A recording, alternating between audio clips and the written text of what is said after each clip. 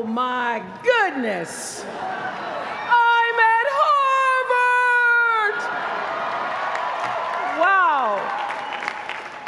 To President Faust, my fellow honorands, Carl, that was so beautiful. Thank you so much. And James Rothenberg, Stephanie Wilson, Harvard faculty, with a special bow to my friend, Dr. Henry Louis Gates.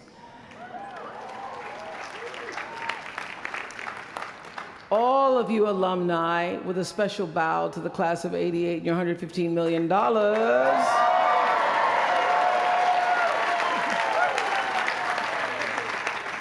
And to you, members of the Harvard class of 2013, hello. I thank you for allowing me to be a part of the conclusion of this chapter of your lives and the commencement of your next chapter. To say that I'm honored doesn't even begin to quantify the depth of gratitude that really accompanies an honorary doctorate from Harvard. Not too many little girls from rural Mississippi have made it all the way here to Cambridge, and I can tell you that I consider today, as I sat on the stage this morning, getting teary for you all and then teary for myself, I consider today a defining milestone in a very long and a blessed journey. My one hope today is that I can be a source of some inspiration. I'm going to address my remarks to anybody who's ever felt inferior or felt disadvantaged, felt screwed by life. This is a speech for the quad.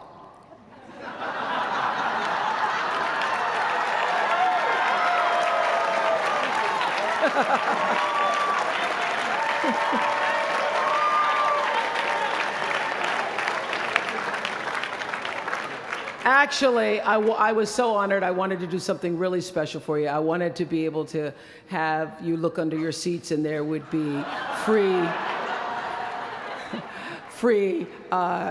master and doctor degrees, but I see you got that covered already. I will be honest with you, I felt a lot of pressure over the past few weeks to come up with something that I could share with you that you hadn't heard before, because after all, y'all went to Harvard, I did not. But then I realized that you don't have to necessarily go to Harvard to have a driven, obsessive, type A personality, but it helps. And while I may not have graduated from here, I admit that my personality is about as Harvard as they come. You know, my television career began unexpectedly. As you heard this morning, I was in the Miss Fire Prevention contest. That was when I was 16 years old in Nashville, Tennessee, and you had the requirement of having to have red hair in order to win, up until the year that I entered. So they were doing the question and answer period, because I knew I wasn't going to win in the swimsuit competition. So during the question and answer period, the question came, "Why, young lady, what would you like to be when you grow up?" And by the time they got to me, all the good answers were gone. So I had seen Barbara Walters on the Today Show that morning, so I answered, "I would like to be a journalist. I would like to tell other people's stories in a way that makes a difference in their lives and the world." And as those words were coming out of my mouth, I went, "Whoa, this is pretty good. I would like to be a journalist. I want to make a difference." Well, I was on television by the time I was 19 years old. And in 1986, I launched my own television show with a relentless determination to succeed. At first, I was nervous about the competition, and then I became my own competition, raising the bar every year, pushing myself as hard as I knew. Sound familiar to anybody here? Eventually, we did make it to the top, and we stayed there for 25 years. The Oprah Winfrey Show was #1 in our time slot for 21 years, and I have to tell you, I became pretty comfortable with that level of success. But a few years ago, I decided, as you will at some point, that it was time to recalculate, find new territory, break new ground. So I ended the show and launched OWN, the Oprah Winfrey Network. The initials just worked out for me. So 1 year later, after launching OWN, nearly every media outlet had proclaimed that my new venture was a flop. Not just a flop, but a big, bold flop, they call it. I can still remember the day I opened up USA Today and read the headline, "Oprah not quite standing on her own." I mean, really, USA Today, now that's the nice newspaper. It really was, this time last year, the worst period in my professional life. I was stressed and I was frustrated, and quite frankly, I was embarrassed. It was right around that time that President Faust called and asked me to speak here, and I thought, you want me to speak to Harvard graduates? What could I possibly say to Harvard graduates, some of the most successful graduates in the world, in the very moment when I had stopped succeeding? So I got off the phone with President Faust, and I went to the shower. It was either that or a bag of Oreos. So I chose the shower. And I was in the shower a long time, and as I was in the shower, the words of an old hymn came to me. You may not know it. It's by and by, when the morning comes. And I started thinking about when the morning might come, because at the time I thought I was stuck in a hole. And the words came to me, trouble don't last always, from that hymn. This too shall pass. And I thought, as I got out of the shower, I am going to turn this thing around, and I will be better for it. And when I do, I'm going to go to Harvard, and I'm going to speak the truth of it. So I'm here today to tell you, I have turned that network around.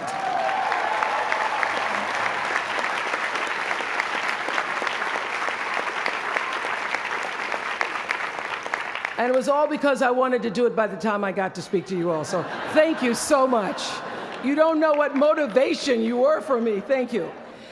I'm even prouder to share a fundamental truth that you might not have learned even as graduates of Harvard, unless you studied the ancient Greek hero with Professor Naj. Professor Naj, who as we were coming in this morning said, "Please, Ms. Winfrey, walk decisively." I shall walk decisively. This is what I want to share. It doesn't matter how far you might rise. At some point, you are bound to stumble, because if you're constantly doing what we do, raising the bar, if you are constantly pushing yourself higher, higher, the law of averages, not to mention the myth of Icarus, predicts that you will at some point fall. And when you do, I want you to know this, remember this, there is no such thing as failure. Failure is just life trying to move us in another direction. Now, when you're down there in the hole, it looks like failure. So this past year, I had to spoon feed those words to myself. And when you're down in the hole, when that moment comes, it's really okay to feel bad for a little while. Give yourself time to mourn what you think you may have lost. But then, here's the key. Learn from every mistake, because every experience, encounter, and particularly your mistakes, are there to teach you and force you into being more of who you are. And then figure out what is the next right move. And the key to life is to develop an internal, moral, emotional GPS that can tell you which way to go. Because now and forevermore, when you Google yourself, your search results will read, Harvard 2013. And in a very competitive world, that really is a calling card, because I can tell you, as one who employs a lot of people, when I see Harvard, I sit up a little straighter and say, where is he or she? Bring them in. It's an impressive calling card that can lead to even more impressive bullets in the years ahead.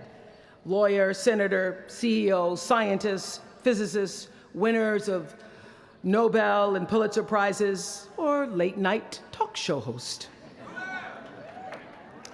But the challenge of life, I have found, is to build a resume that doesn't simply tell a story about what you want to be, but it's a story about who you want to be. It's a resume that doesn't just tell a story about what you want to accomplish, but why. A story that's not just a collection of titles and positions, but a story that's really about your purpose. Because when you inevitably stumble and find yourself stuck in a hole, that is the story that will get you out. What is your true calling? What is your dharma? What is your purpose? For me, that discovery came in 1994 when I interviewed a little girl who had decided to collect pocket change in order to help other people in need. She raised $1,000 all by herself, and I thought, well, if that little 9-year-old girl with a bucket and a big heart could do that, I wonder what I could do. So I asked for our viewers to take up their own change collection, and in 1 month, just from pennies and nickels and dimes, we raised more than $3 million that we used to send one student from every state in the United States to college. That was the beginning of the Angel Network. And so what I did was I simply asked our viewers, do what you can wherever you are, from wherever you sit in life. Give me your time or your talent, your money if you have it, and they did. Extend yourself in kindness to other human beings wherever you can. And together we built 55 schools in 12 different countries and restored nearly 300 homes that were devastated by Hurricanes Rita and Katrina. So the Angel Network, I've been on the air for a long time, but it was the Angel Network that actually focused my internal GPS.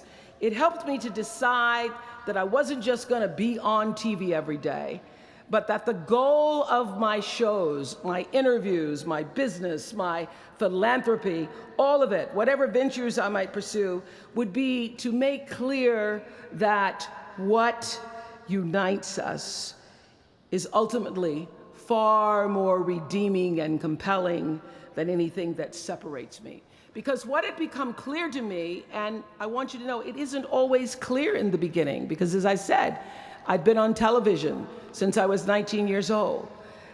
But around 94, I got really clear. So don't expect the clarity to come all at once, to know your purpose right away.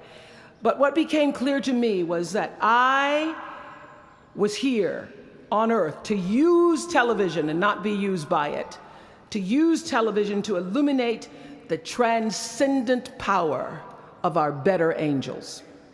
So this Angel Network, it didn't just change the lives of those who were helped, but the lives of those who also did the helping. It reminded us that no matter who we are, or what we look like, or what we may believe, it is both possible and, more importantly, it becomes powerful to come together in common purpose and common effort. I saw something on the Bill Maher show recently that so reminded me of this point. It was an interview with David and Francine Wheeler. They lost their 7-year-old son, Ben, in the Sandy Hook tragedy. And even though gun safety legislation to strengthen background checks had just been voted down in Congress at the time that they were doing this interview, they talked about how they refused to be discouraged. Francine said this. She said, "Our hearts are broken, but our spirits are not. I'm going to tell them what it's like to find a conversation about change that is love, and I'm going to do that without fighting them." And then her husband David added this. You simply cannot demonize or vilify someone who doesn't agree with you, because the minute you do that, your discussion is over, and we cannot do that any longer. The problem is too enormous. There has to be some way that this darkness can be banished with light. In our political system and in the media, we often see the reflection of a country that is polarized, that is paralyzed, and is self-interested. And yet, I know you know the truth. We all know that we are better than the cynicism and the pessimism that is regurgitated throughout Washington and the 24-hour cable news cycle. Not my channel, by the way.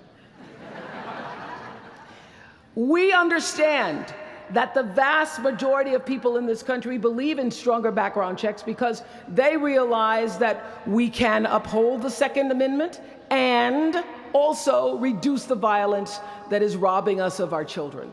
They don't have to be incompatible.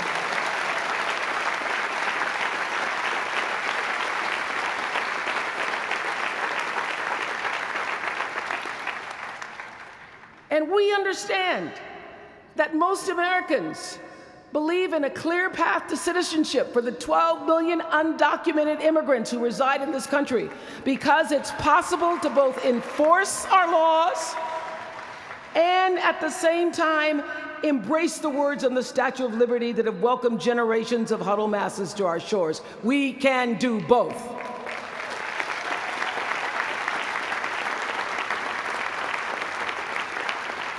And we understand, I know you do because you went to Harvard, that people from both parties and no party believe that indigent mothers and families should have access to healthy food and a roof over their heads and a strong public education.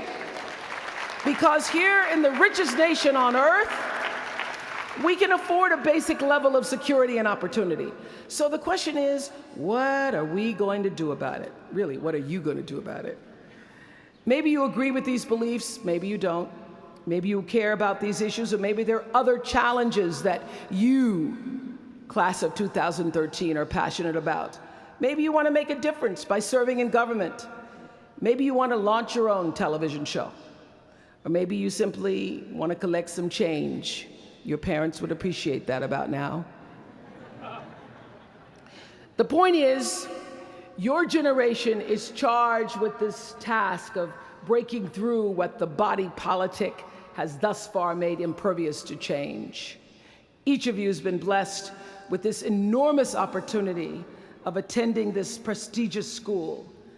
You now have a chance to better your life, the lives of your neighbors, and also the life of our country. When you do that, let me tell you what I know for sure. That's when your story gets really good. Maya Angelou always says, when you learn, teach. When you get, give. That, my friends, is what gives your story purpose and meaning. So you all have the power in your own way to develop your own angel network. And in doing so, your class will be armed with more tools of influence and empowerment than any other generation in history. I did it in an analog world. I was blessed with a platform that at its height reached nearly 20 million viewers a day. Now here in a world of Twitter and Facebook and YouTube and Tumblr, you can reach billions in just seconds. You're the generation that rejected predictions about your detachment and your disengagement by showing up to vote in record numbers in 2008. And when the pundits said, they talked about you, they said you'd be too disappointed, you'd be too dejected to repeat that same kind of turnout in the 2012 election, and you proved them wrong by showing up in even greater numbers. That's who you are. This generation, your generation, I know, has developed a finely honed radar for BS. Can you say BS at Harvard? The spin and phoniness and artificial nastiness that saturates so much of our national debate. I know you all understand better than most that real progress requires authentic way of being, honesty, and above all, empathy. I have to say that the single most important lesson I learned in 25 years talking every single day to people was that there's a common denominator in our human experience. Most of us, I tell you, we don't want to be divided. What we want, the common denominator that I found in every single interview, is we want to be validated. We want to be understood. I've done over 35,000 interviews in my career. And as soon as that camera shuts off, everyone always turns to me and inevitably in their own way asks this question: was that okay? I heard it from President Bush. I heard it from President Obama. I've heard it from heroes and from housewives. I've heard it from victims and perpetrators of crimes. I even heard it from Beyonce and all of her Beyonce-ness. She finishes performing, hands me the microphone and says, "Was that okay?" Friends and family, yours, enemies, strangers, in every argument, in every encounter, every exchange, I will tell you, they all want to know one thing: was that okay? Did you hear me? Do you see me? Did what I say mean anything to you? And even though this is the college where Facebook was born, my hope is that you will try to go out and have more face-to-face conversations with people you may disagree with.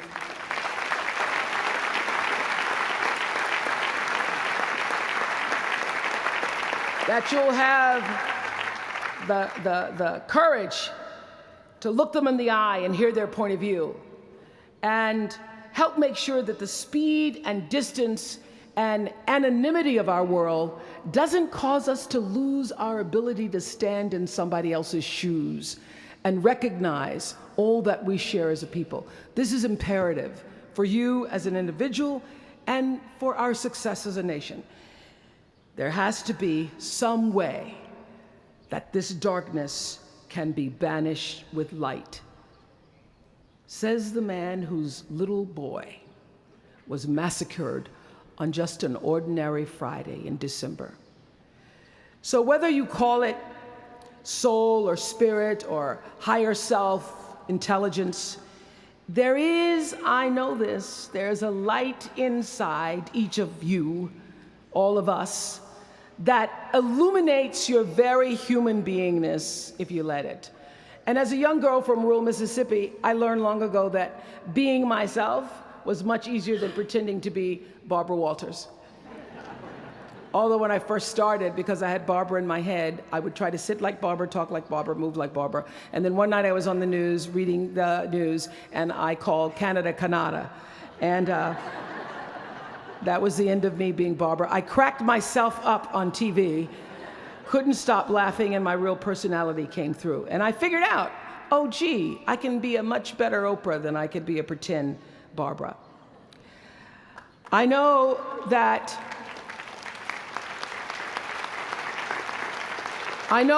you all might have a little anxiety now and hesitation about leaving the comfort of college and putting those Harvard credentials to the test.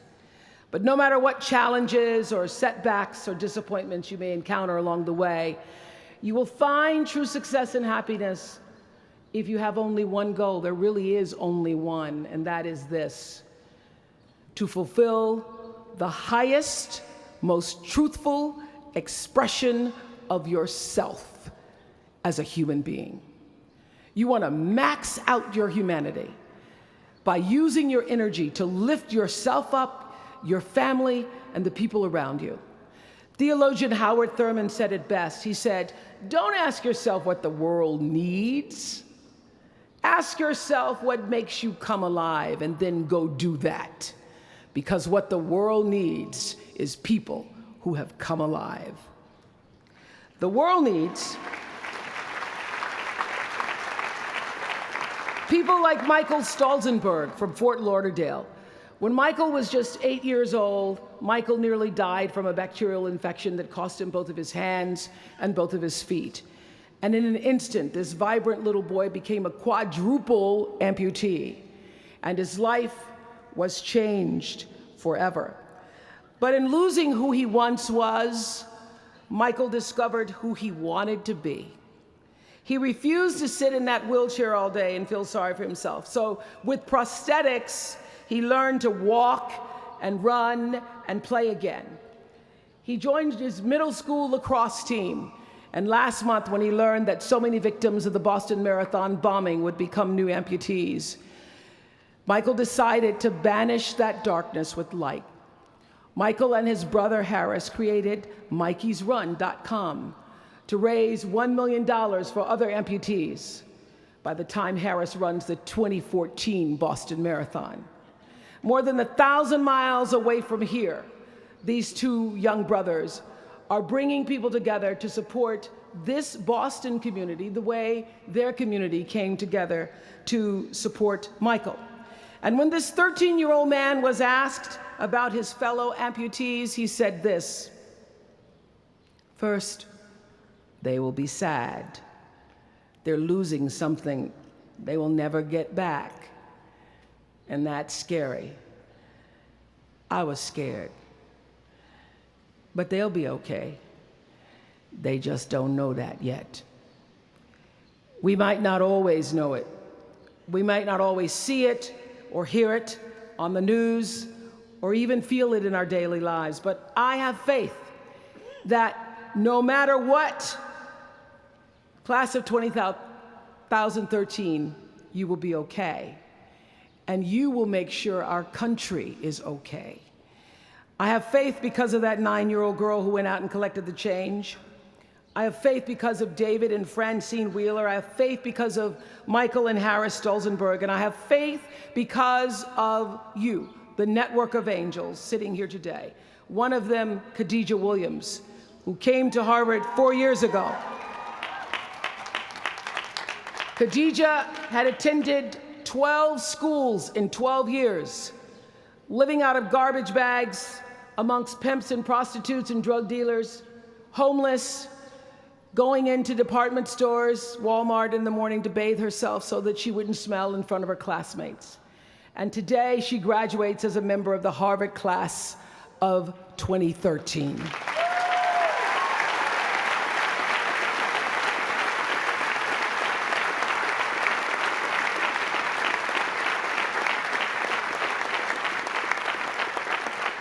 From time to time, you may stumble, fall. You will for sure count on this. No doubt. You will have questions and you will have doubts about your path. But I know this: if you're willing to listen, to be guided by that still small voice that is the GPS within yourself, to find out what makes you come alive, you will be more than okay. You will be happy, you will be successful, and you will make a difference in the world. Congratulations, class of 2013. Congratulations to your family and friends. Good luck, and thank you for listening. Was that okay?